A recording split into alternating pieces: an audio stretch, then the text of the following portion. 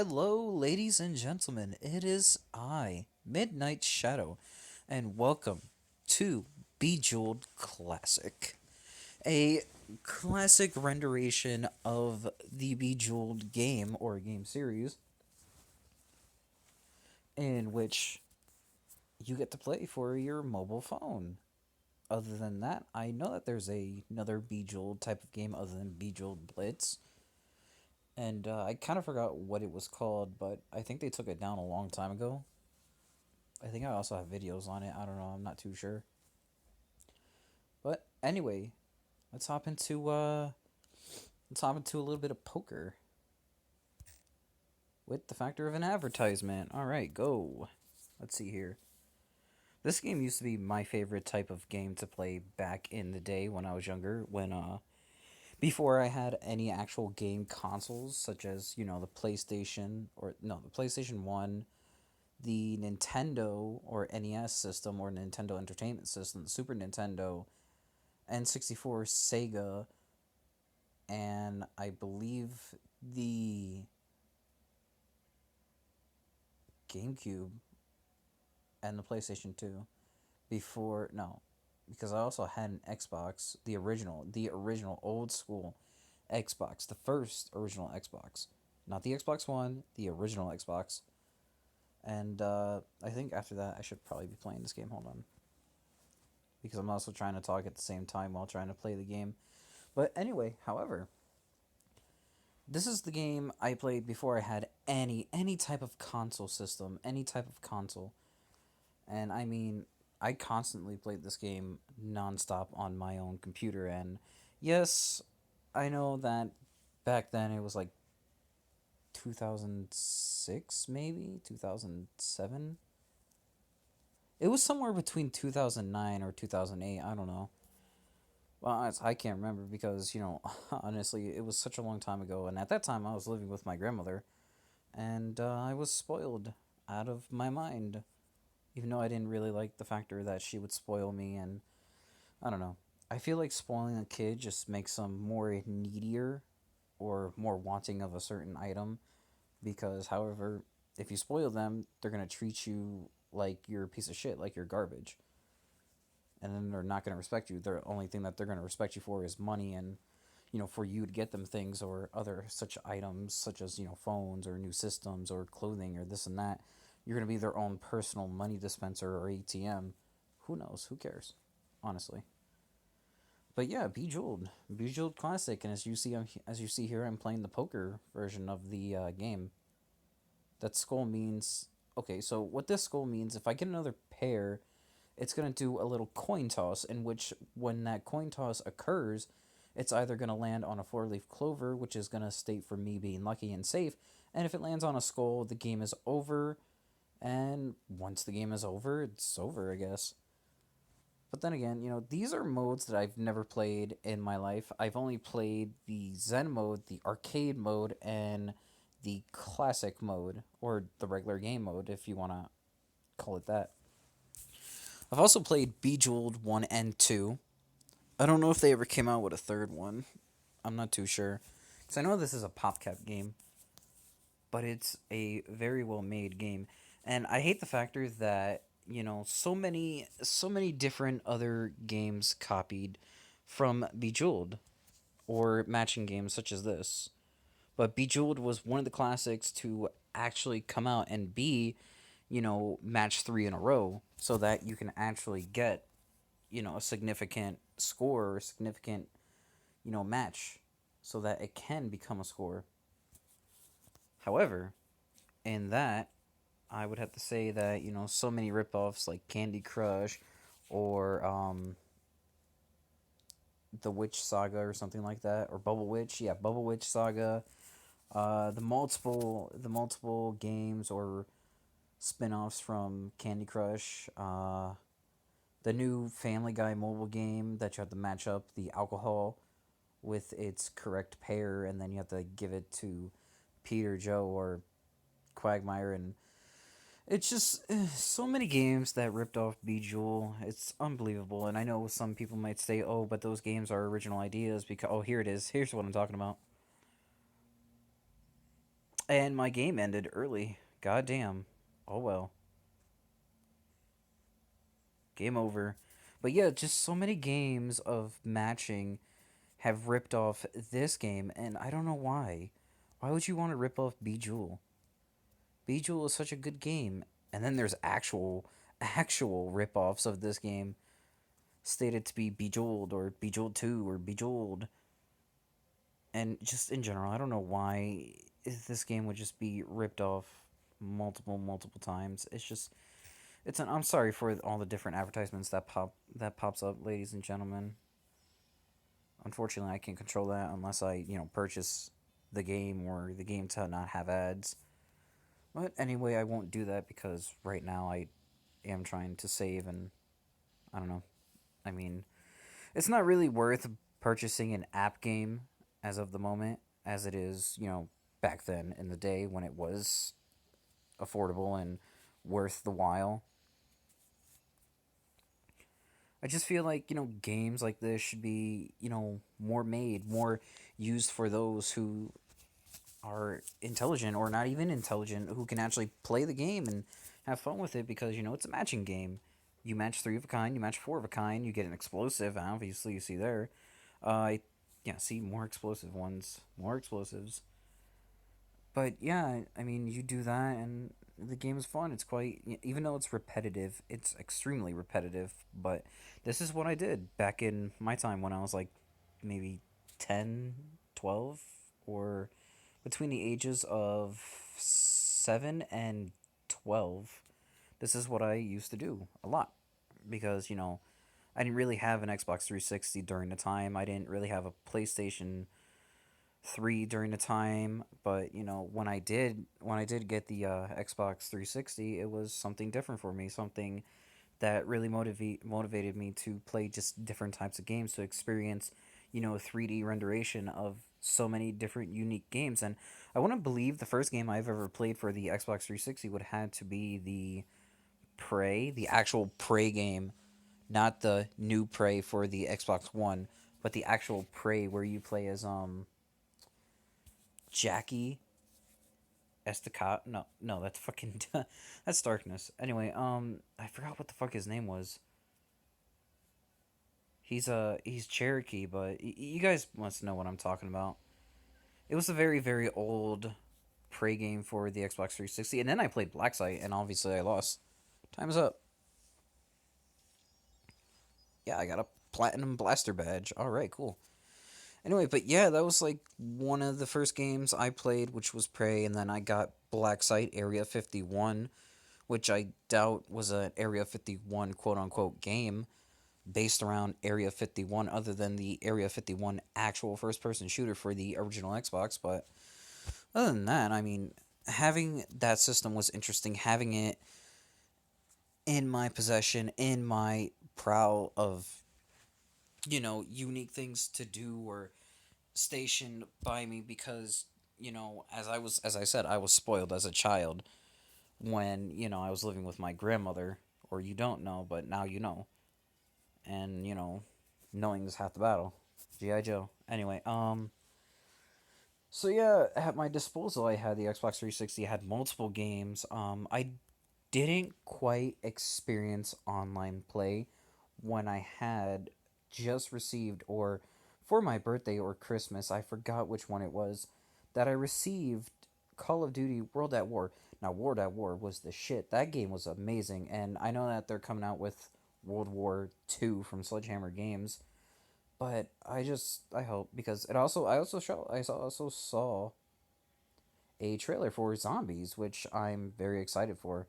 I'm very pumped for the factor of that becoming an actual thing, or seeing if it actually continues. Because I also saw for Black Ops 3 that they had a trailer for Origins for DLC 5 or DLC Map Pack 5 or Zombie Pack 5, which was called Origins. And some people are stating that, it's going to be the death of the series. And I'm just like, zombie games are zombie games, or zombie mode is a zombie mode. Deal with it. It's not going to be the death of a game just because you state that it's going to be a death of the game.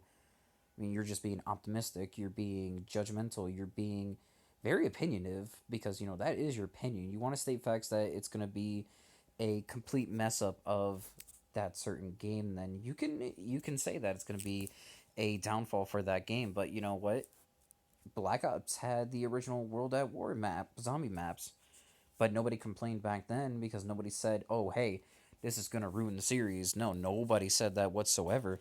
But now all of a sudden, that Black Ops 3 is getting an Origins gameplay or map pack for zombies.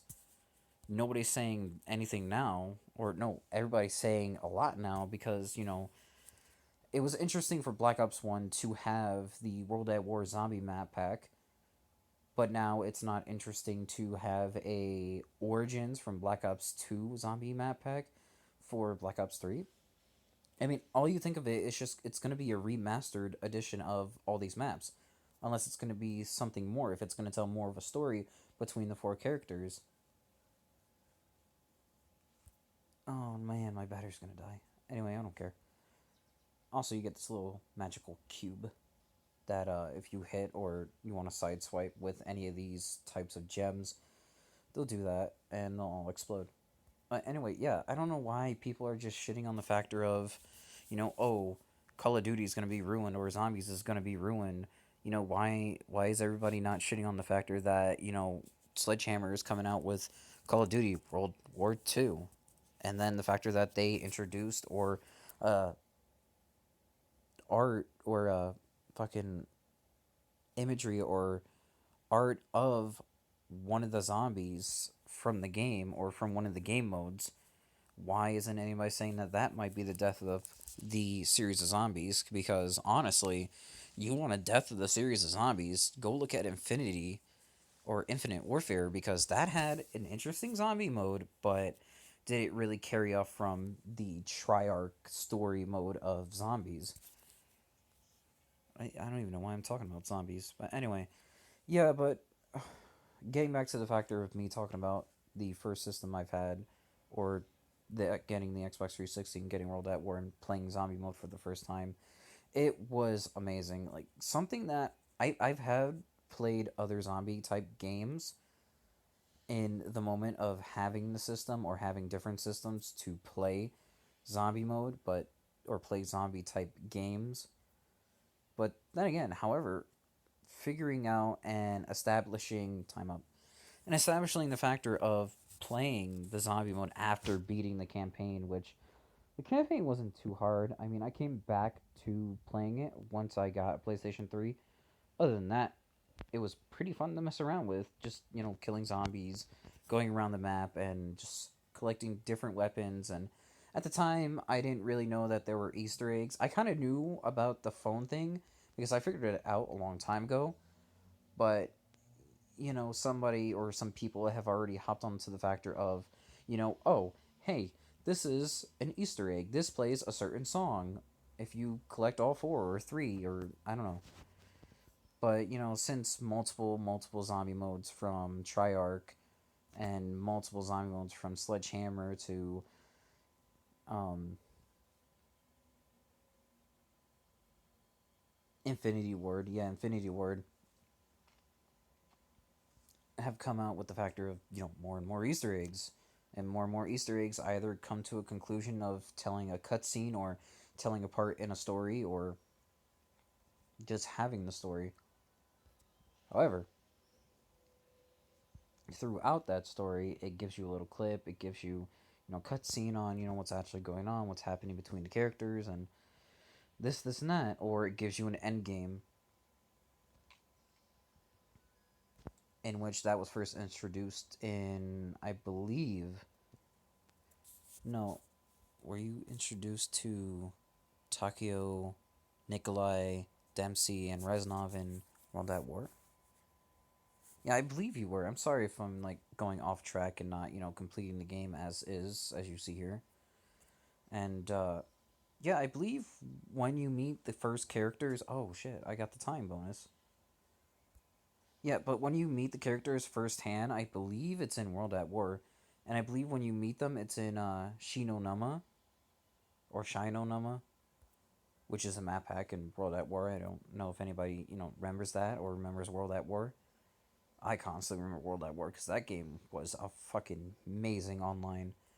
Nowadays, it's just shit. There's too many hackers. There's just nothing to do with the game anymore, and I wish they would remake that game. That game was amazing, or at least make a second game to it, other than the factor of, Sledgehammer's recreation of World War II to battle the factor of World War One in Battlefield. But then again, there's so many opportunities for Sledgehammer, for Triarch to, move on to a different basis of zombies or games. Also, there's something that's been bugging me for quite a while, and I've seen it in a couple YouTube videos. Yes, people, I am human. I go watch YouTube for information on multiple different things. I'm also human. I cry, I have feelings, I get mad, I get angry. I'm not a robot, I swear. I'm not a robot last time I checked.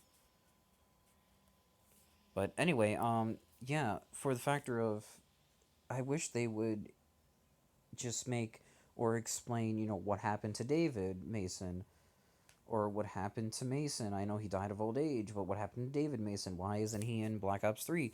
Why is your character named Player? I mean, that kind of makes no sense. But what's the real truth behind, Black Ops 3?